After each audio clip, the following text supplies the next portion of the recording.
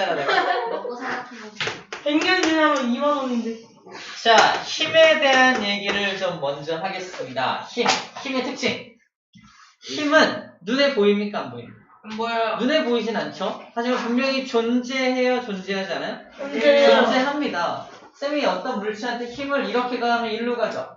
일로 가면 일로 갑니다. 네. 그죠? 그래서 첫 번째, 힘은 눈에 보이지 않는다. 두 번째, 힘은 방향이 있다. 그죠? 그걸 방향성이라고 표현해요.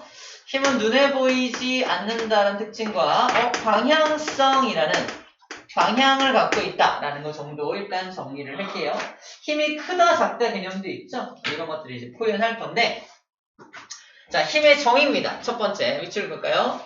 모양이나 운동 상태를 변하게 하는 원인이 바로 힘의 정의입니다.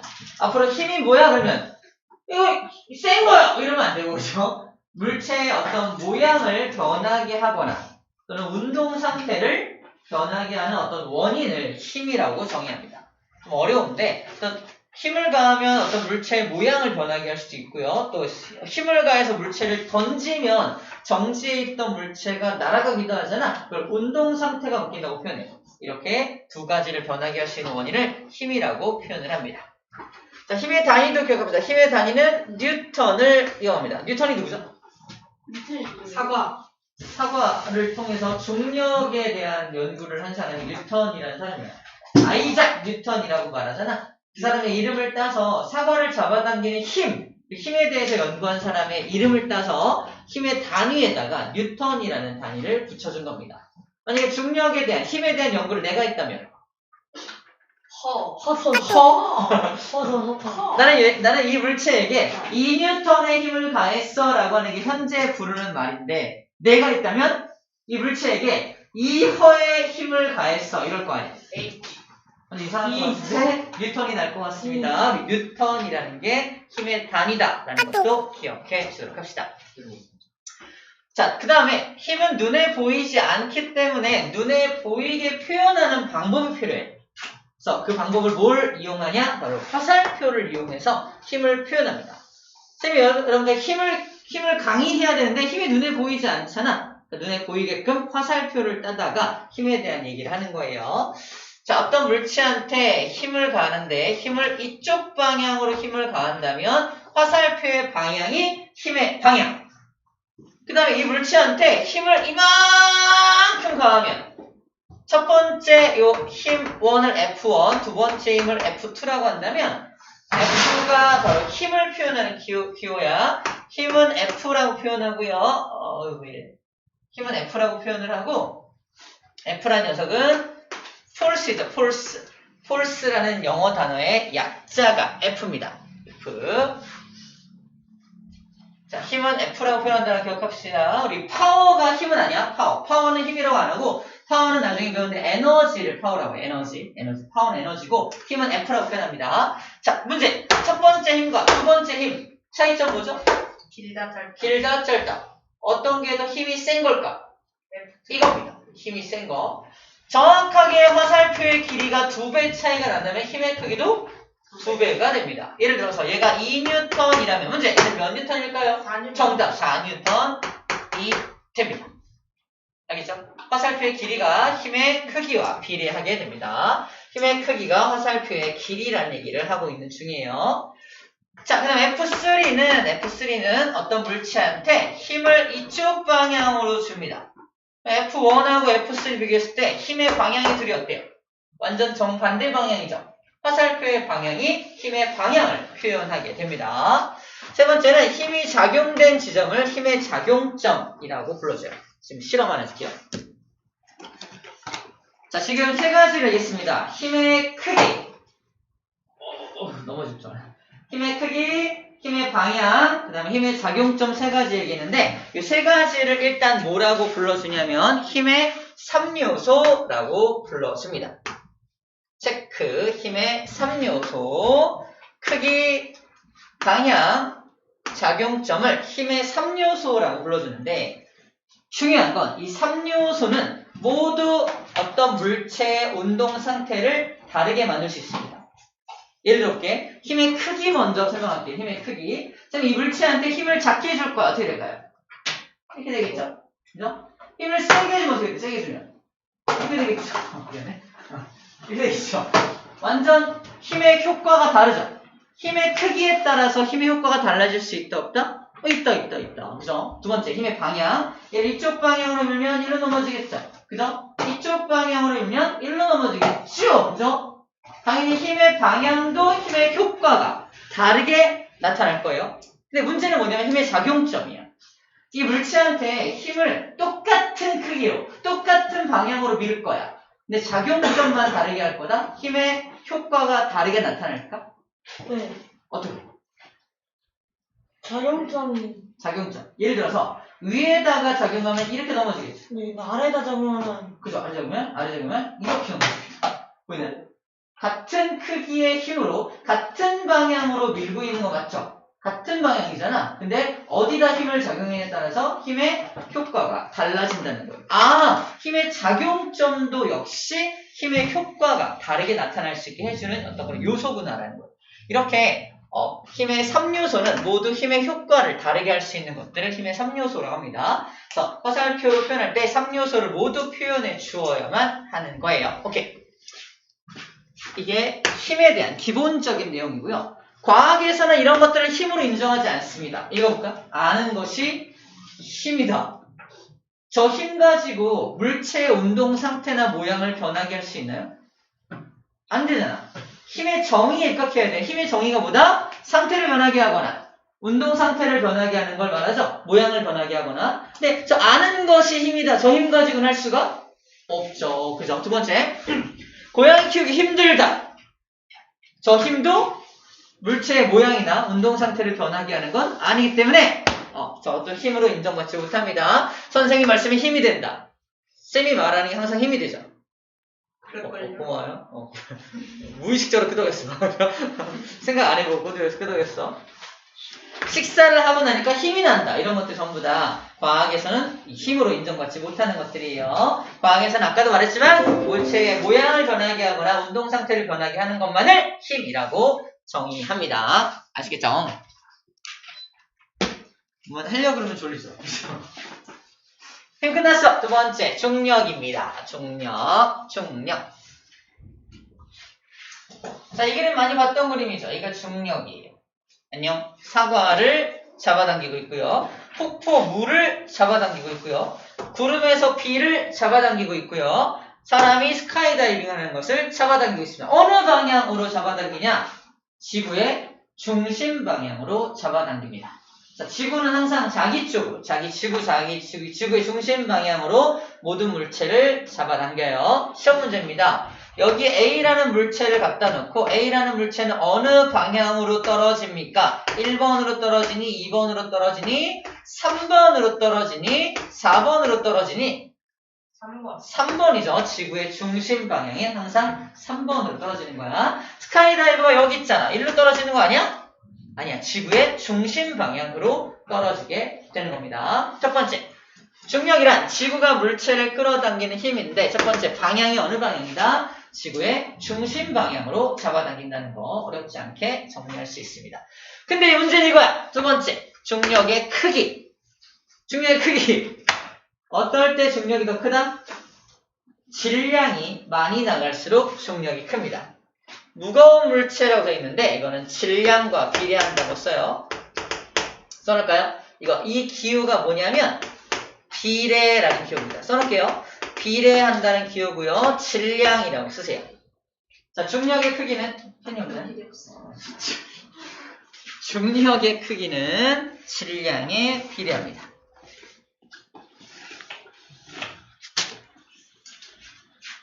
쌤의 질량이 어느 정도 될 것 같아요? 쌤의 질량? 네. 선생님의 질량.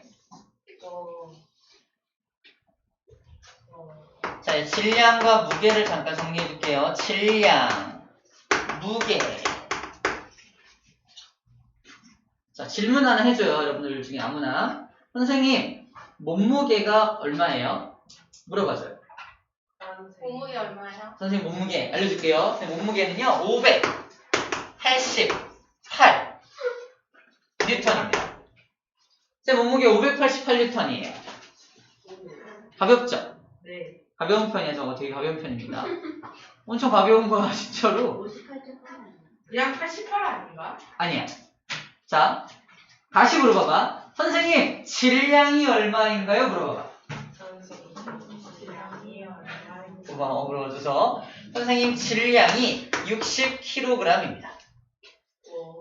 여러분들이 알고 싶은 정보는 질량이었어? 무게였어?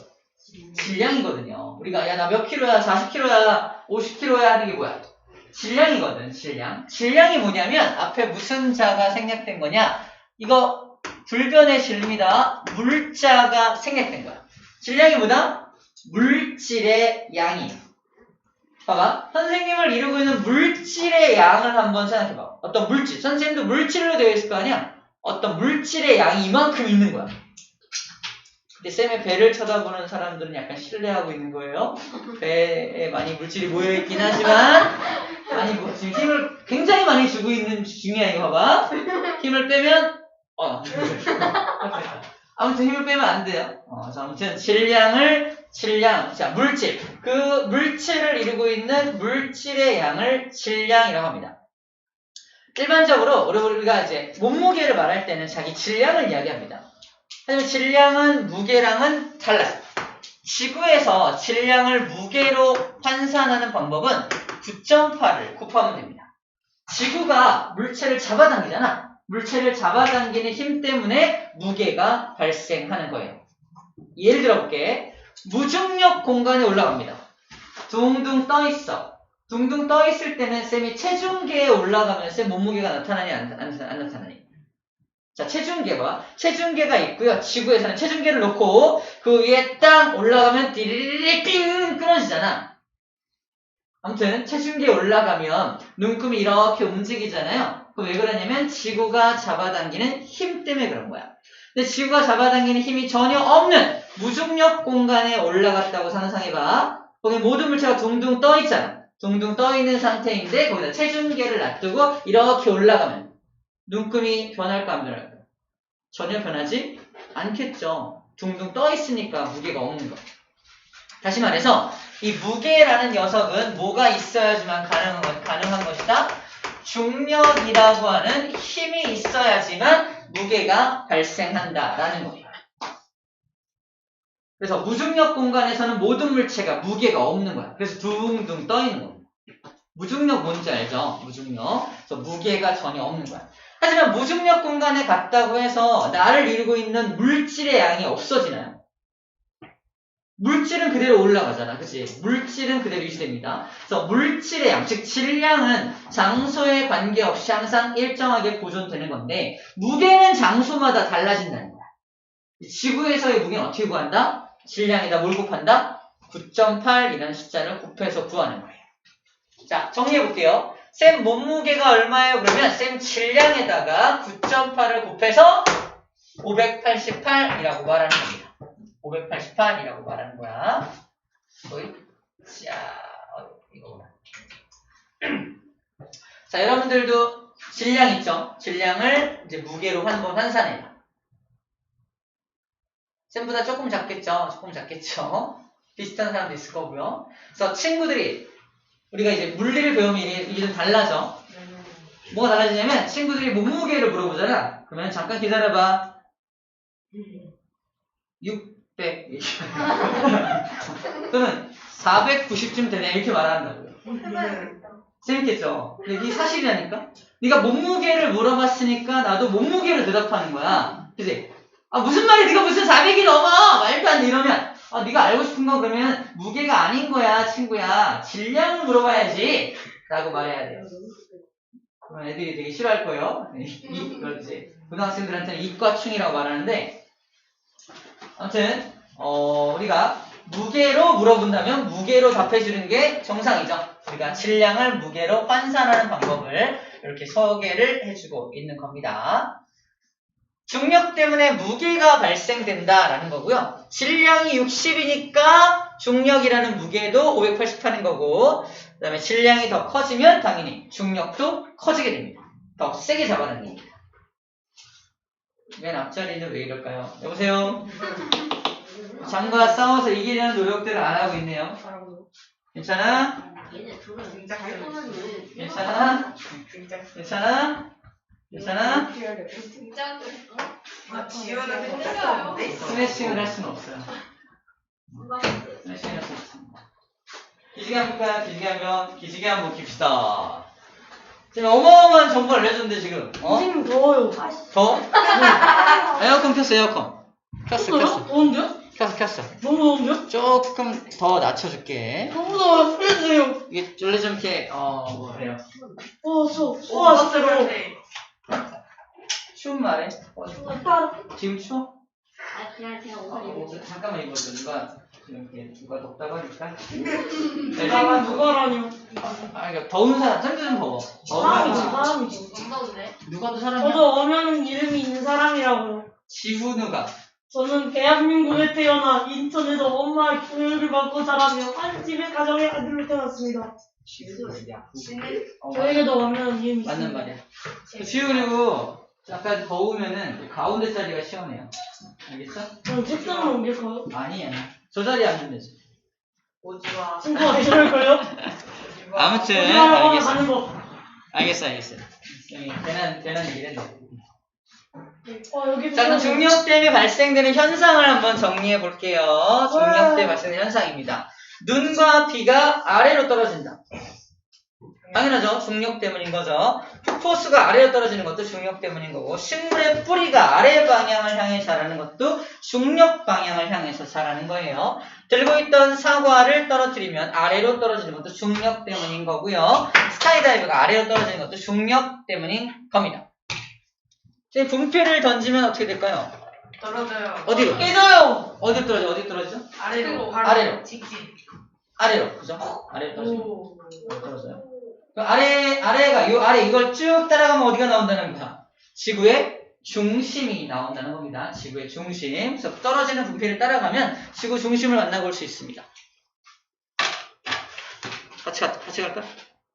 지구 중심 만나러 갈까요? 일단 저희 그럼 방화복도 먹을 텐데. 맞아, 녹아요. 지구 중심이 엄청 뜨거워요. 네. 자, 이건 다 우리가 쉽게 알 수 있는 부분들입니다. 그리고 방금 말한 게 무게와 질량 파트예요.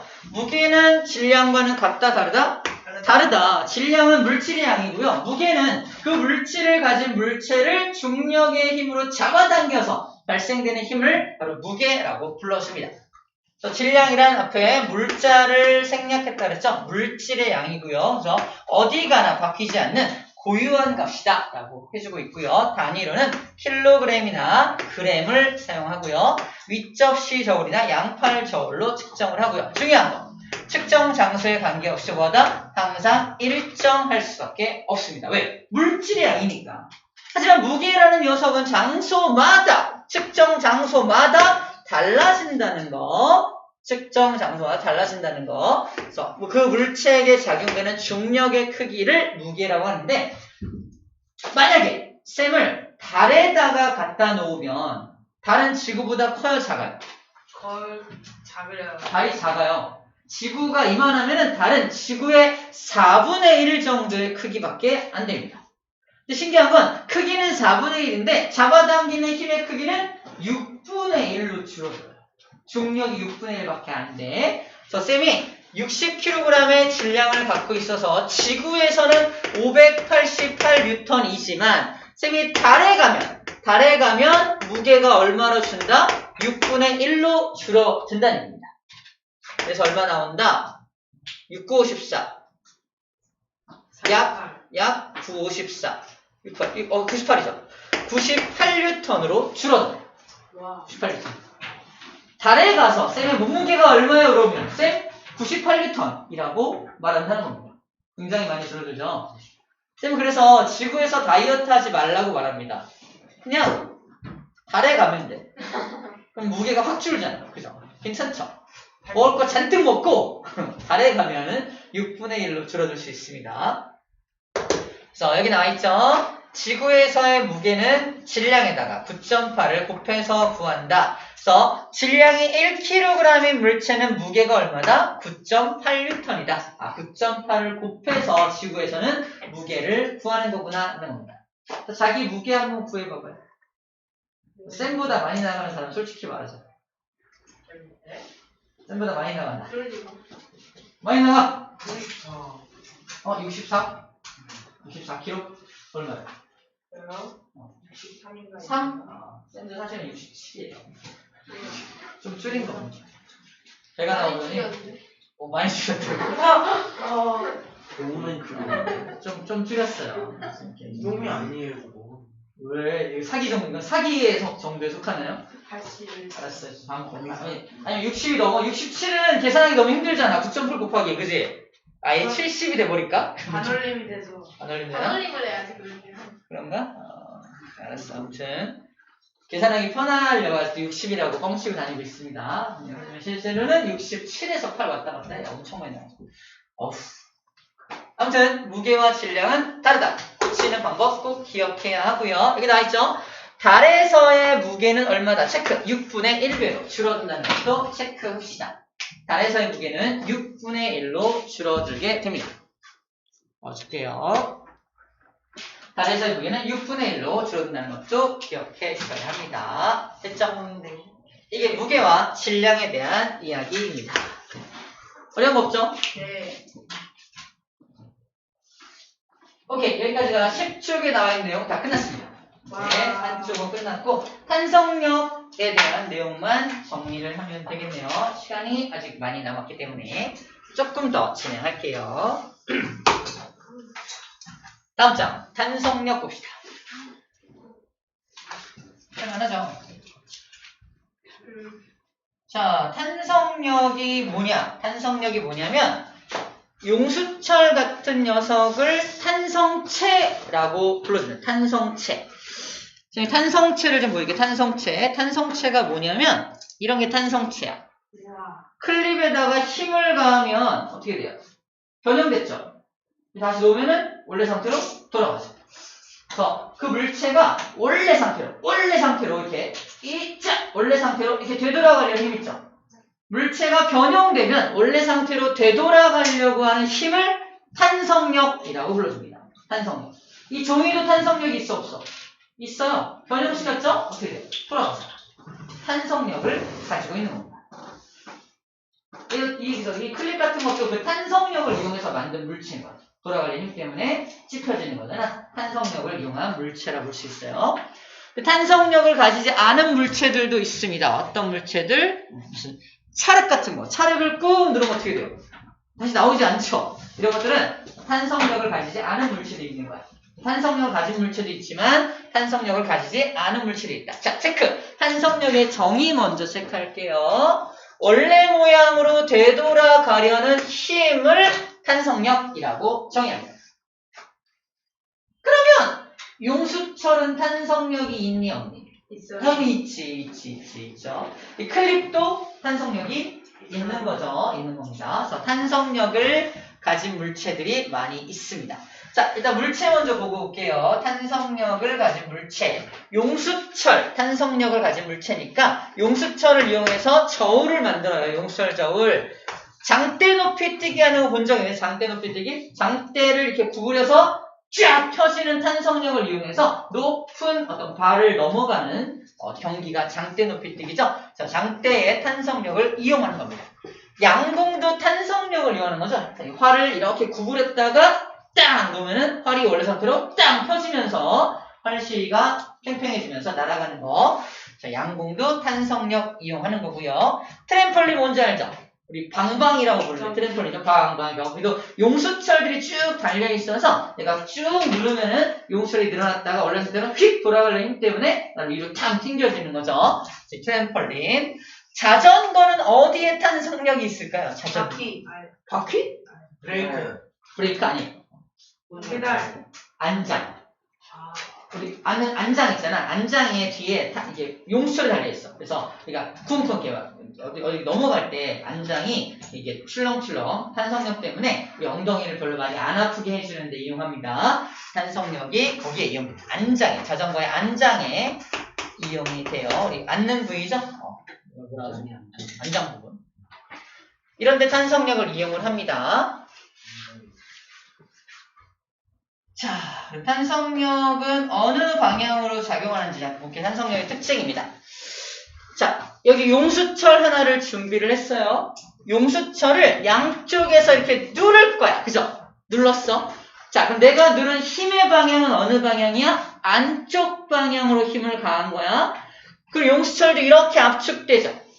그럼 용수철은 어떤 힘이 생겨날까? 원래 상태로 되돌아가고 싶어하는 힘이 생겨나겠죠. 그럼 용수철에게 생겨난 그 힘의 이름이 뭐야? 탄성력이 생겨나는 겁니다. 이해됩니까? 탄성력이 처음엔 어때? 처음엔 없지. 처음에 탄성력이 없었다가 걔를 변형시키니까 탄성력이 생겨나는 거야. 재밌는 건 탄성력은 어떻게 하면 더 커지는지 알아요? 변형을 많이 시킬수록 더 커집니다. 탄성력의 크기는 변형된 길이, 이만큼 변형됐잖아. 이 변형된 길이가 커질수록 탄성력도 당연히 커지게 된다는 것도 알 수가 있습니다. 자, 여기 나와있어요. 밑에 탄성체의 변형 정도에 비례한다. 뭐가? 탄성력의 크기가. 탄성력의 크기는 탄성체, 그 탄성력을 가진 물질을 탄성체라고 해요. 탄성체가 변형된 길이, 변형된 정도가 크면 클수록 더 탄성력도 커진다는 말이 바로 이 말입니다.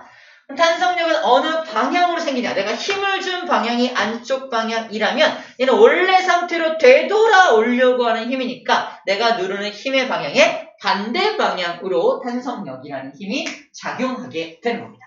아하! 저 탄성력의 방향은 어느 방향이다? 힘의 방향과 반대 방향이구나 라는 거예요.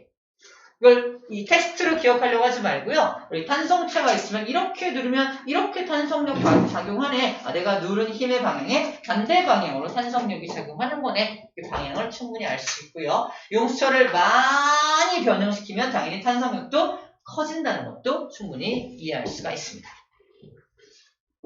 이건 반대로 해본 거죠. 탄성체를 원래 길이가 이만큼인데 이번에는 바깥으로 이렇게 당긴 거야. 힘의 방향을 바깥쪽으로 당기니까 탄성체는 어느 방향으로 되돌아가려고 해? 안쪽 방향으로 되돌아가려고 하겠죠. 탄성력의 방향은 안쪽 방향이 탄성력의 방향이 되게 됩니다. 어렵지 않죠? 늘어 내가 힘을 준 방향의 반대 방향으로 돌아가려는 것이 바로 탄성력이다라는 겁니다. 자, 그럼 예제를 한번 밑에 쓰고 있네요.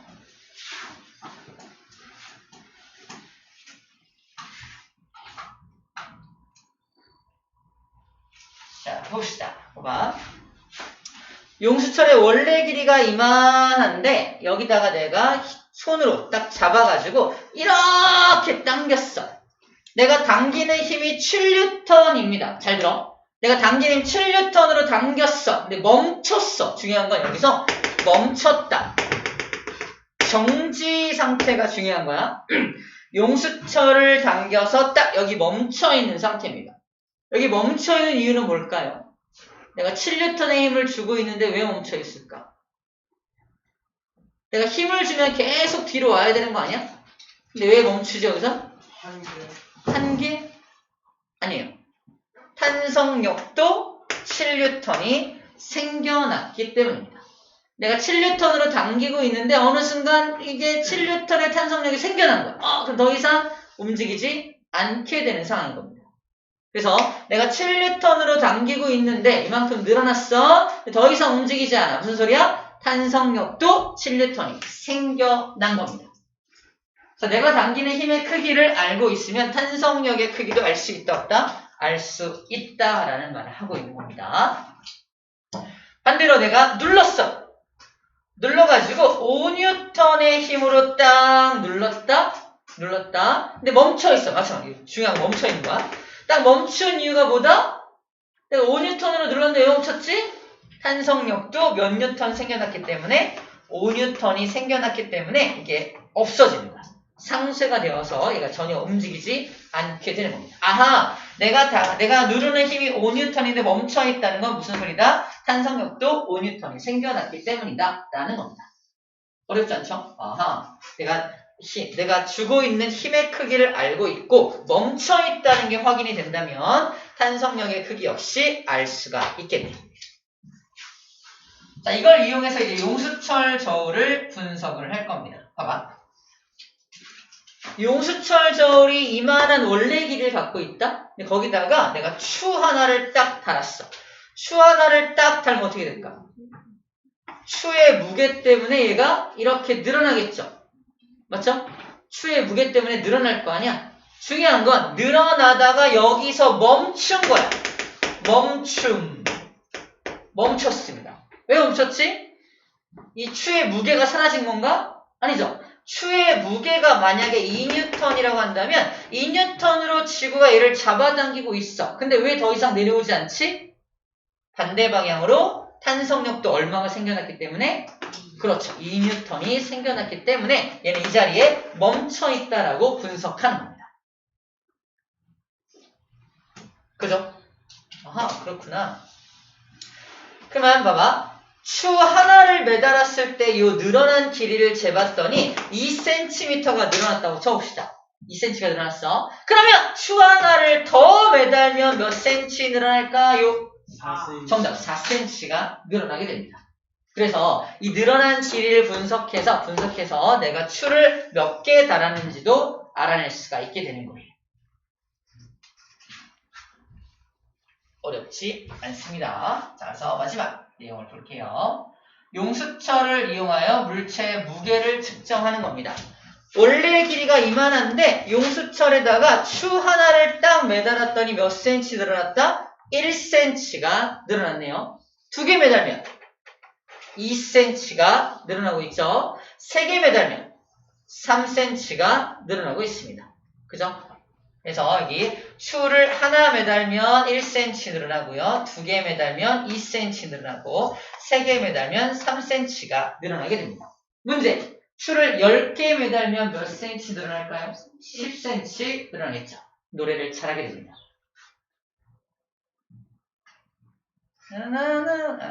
아무튼 노래를 잘하게. 그래서 추를 매단 숫자에 따라서 센티미터도 함께 늘어나게 됩니다. 어렵지 않은 내용이에요. 너무 당연한 얘기입니다. 다 한 것 같네요. 와. 오케이. 이제 개념학인 퀴즈 풀어볼게요. 문제 풀어봅시다. 노래 잘하고 있다. 헤이씨! 헤이씨!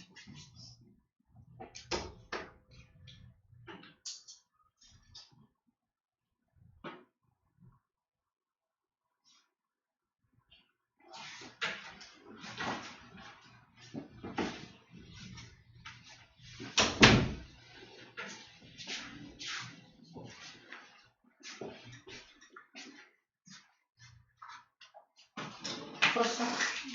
굿.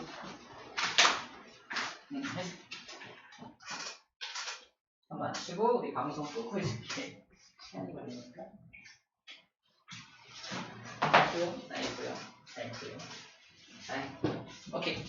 한번 쳐볼게요. 1번. 힘의 지우 아직 하고 있군요. 잠깐만 기다립시다.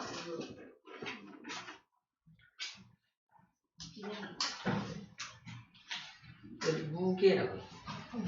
무게. 아, 무게였구나. 두 번째 거 무게. 힘을 준 방향의 반대 방향. 네. 자, 맞춰볼게. 1번. 힘의 3요소는 힘의 크기, 힘의 방향, 힘의 작용점 세 가지를 써주면 되겠죠. 2번. 물체에 작용하는 중력의 크기를 무게라고 합니다. 그래서 쌤도 지금 중력이 작용하니까 무게가 588이란 무게가 작용하고 있는 거예요. 이것은 모양이 변형된 물체가 원래 모양으로 되돌아가는 힘, 오케이, 탄성력이라고 하고요.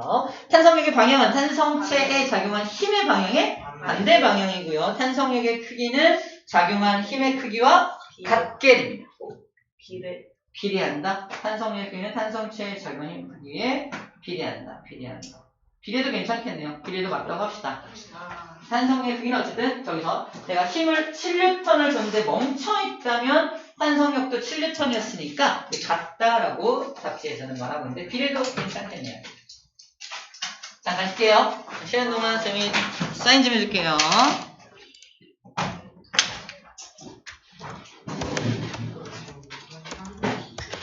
너무 징그러워요. 친구야 나랑 같이 들어갈래?